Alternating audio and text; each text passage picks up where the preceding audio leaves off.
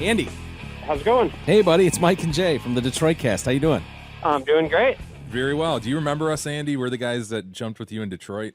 Yep, I do. On that little island out there, we had a good old time. Yeah, Belle Isle. Scary. Well, it was good for you. It was actually an amazing time, but that was scary as shit. Right? Yeah. So I enjoyed it. It was a good way to see Detroit, and made a good impression on what Detroit looks like. Yeah. So you've done over 20,000 jumps, and you actually remember that one. Are you just bullshitting us? No way. Remember them all. Nice. do you remember them all? Do they all have something unique about them? I'd say a good chunk of them for sure. So whether you remember everything about them, but I mean, like I said, that was a pretty dang nice day, and everybody's got a pretty good feeling on Detroit that it's a complete garbage dump in general, and it was pretty dang nice. Yeah, that was fun, and leading up to the Red Bull races, it was cool. But we were watching the Fox event the other day, last week, I guess, with your cousin, right? That was your cousin that jumped, to Luke Aikins.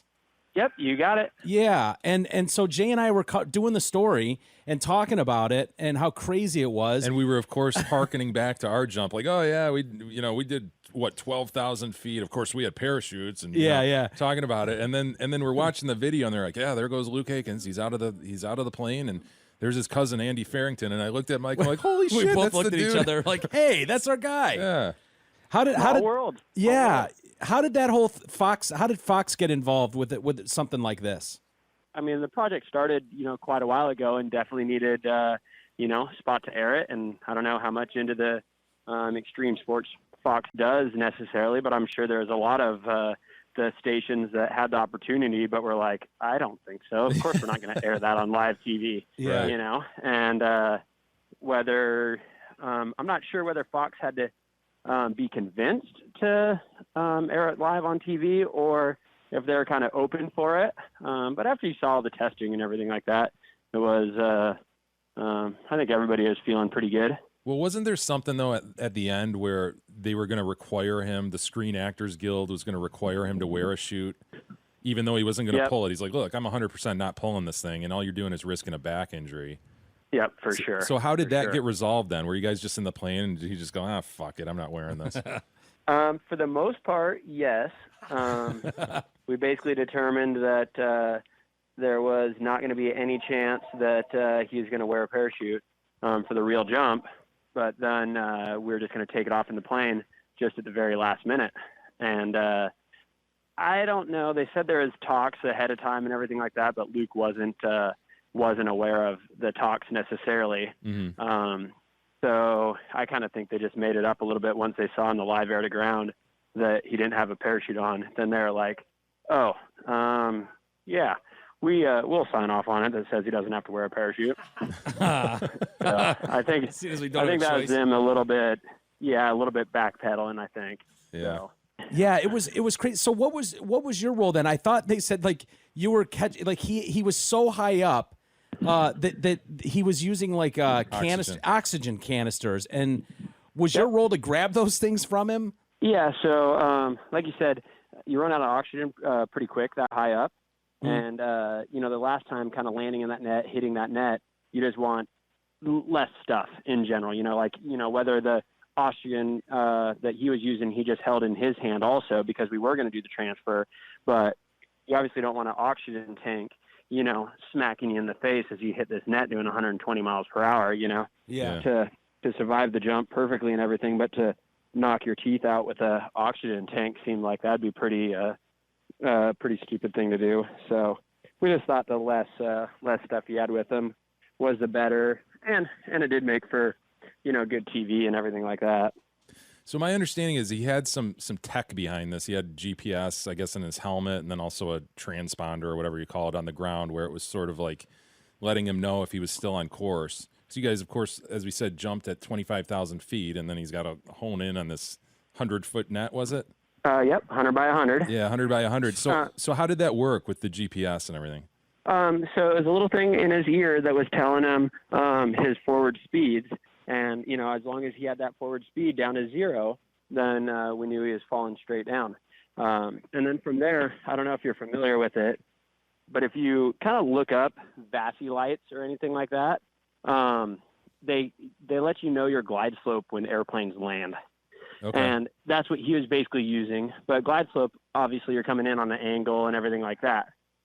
This, obviously, he was coming straight down. So he had this lighting system that he made up and designed. And as long as the lights were all white, he was good to go. So he was inside this little tiny box. And he did, 80 jumps using that, at our drop zone here in Washington. So he was all dialed in. And when he was training, he even had the lights down to 26 by 26. And he would be flying his body inside that size box. Wow. So obviously he had a decent amount of room to spare from his training jumps. Well, I'd say he fell out of that 26 by 26 range, Andy, because it looked like he landed on that 1/3, that last third of the net. I was worried he was going to miss it. Yep. So, he'll tell you, we'll tell you, everybody will tell you he's a little bit farther out than he really wanted to be. Yeah. Where he landed was that safe margin right there. Okay. So kind of any farther out of that, then we would have been definitely, gasping and being like, wow, we really screwed that one up. Really? So it was kind of that close to being on that edge. Yeah, it was on that, safer edge of it for sure. So, but throughout even that whole time and everything, they did a bunch of testing jumps and everything, dropping just a lead weight that was his same surface area and everything like that.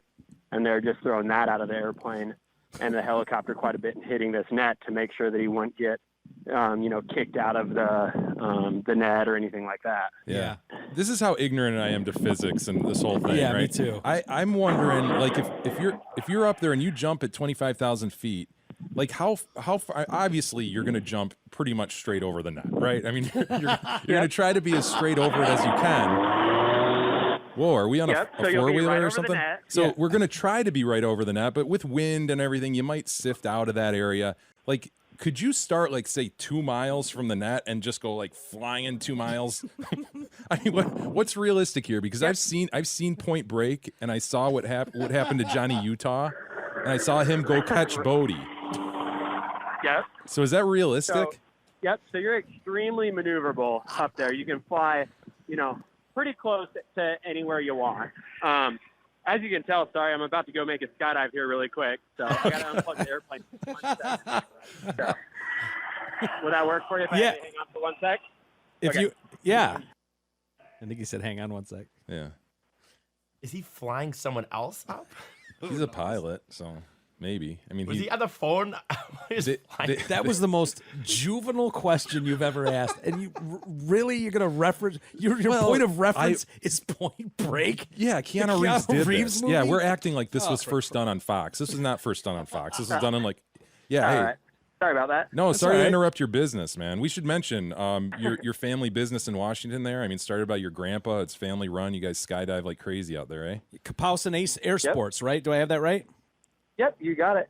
So, Kapowsin.com. Yeah, if anyone's out listening in the Washington State area, it's beautiful. Go up there and they'll take good care of you.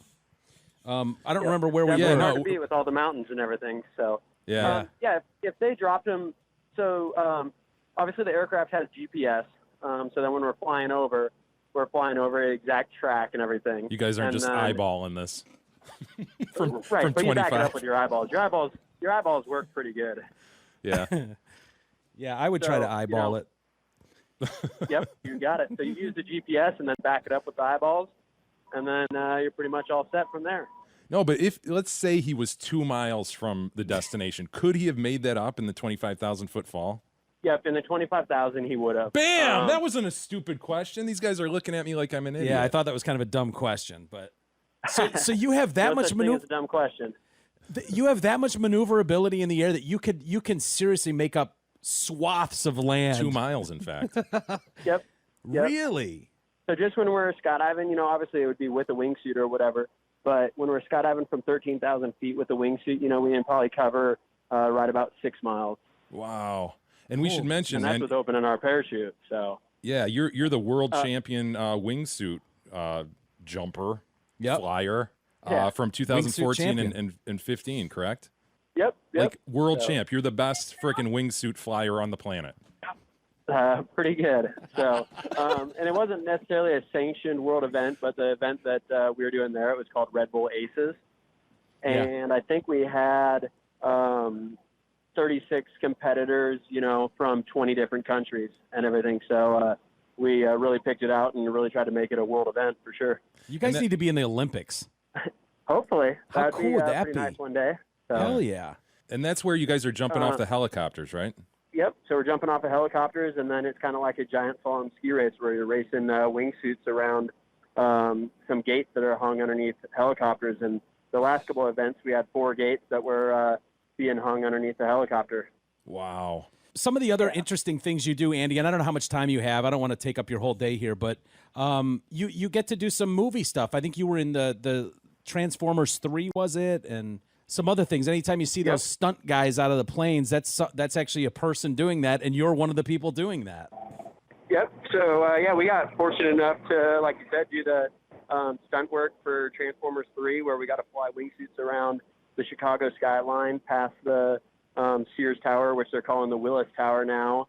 And then we got to do the stunt work for Iron Man 3. We've done it for Godzilla. So the Point Break movie that just came out, that was a bunch of our friends and teammates that did that. Really?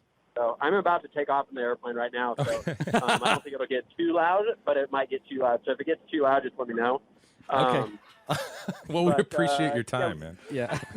Yeah, my pleasure. So, in summertime in Washington, you kind of when it's sunny and nice, you just go with it from there and you make the most of it. Hell yeah. So you're jumping tandem with somebody right now?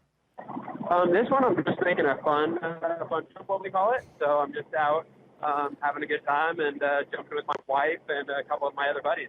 Cool. Awesome. Well, we'll let you go, man. We don't want to hold up your whole day. It sounds like you got a lot going on there, but thank you for the time, Andy. Maybe we'll call you down the road and touch base with you.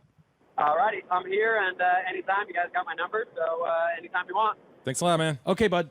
All See you, right. dude. Thank you. Bye. All right, bye. It's fucking nuts. It's like a walk in the park, Like, yeah, we're just about to go up and. That's insane. Yeah. I had a lot more questions for him too. Oh, me too, man. Yeah.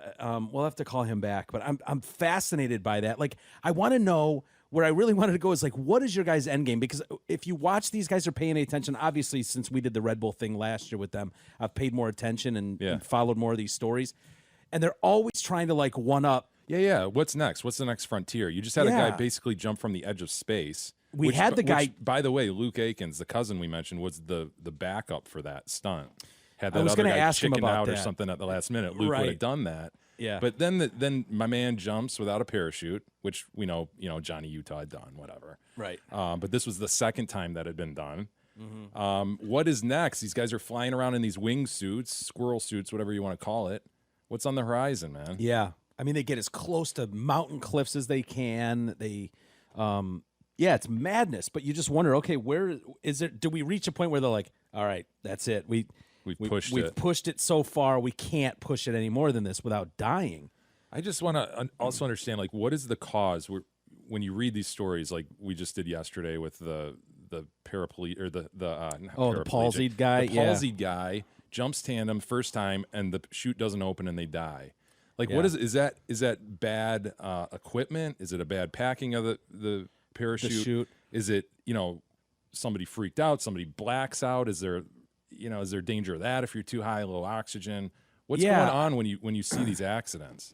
Yeah, I don't know, but dude, you're like when we jumped, I was right. Like that guy's on your back. He's right there. Like if I whipped my head back with my helmet and cracked him in the fucking jaw and knocked his ass out, I suppose that's what's going on here. You know what I mean? I don't know. Judging by the comments from the owner, who's just like, it comes with the territory, man. You win some, you lose some. It's sad that these guys can't jump anymore, what with being dead and all. That was basically his attitude, like, hey, don't point fingers at me, man. I wasn't the one that jumped. I get the feeling that there are probably old equipment and shit. Places around the country that do this and maybe not paying quite as much attention to detail. Right. Because all it would take is one bad packing job and, it's nuts, but Crazy. Yeah, Andy Farrington, everybody. Yeah, Andy Farrington. Thanks for listening, and be sure to visit DetroitCast.com for all new episodes of the Detroit Cast with Mike and Jay. Listen to that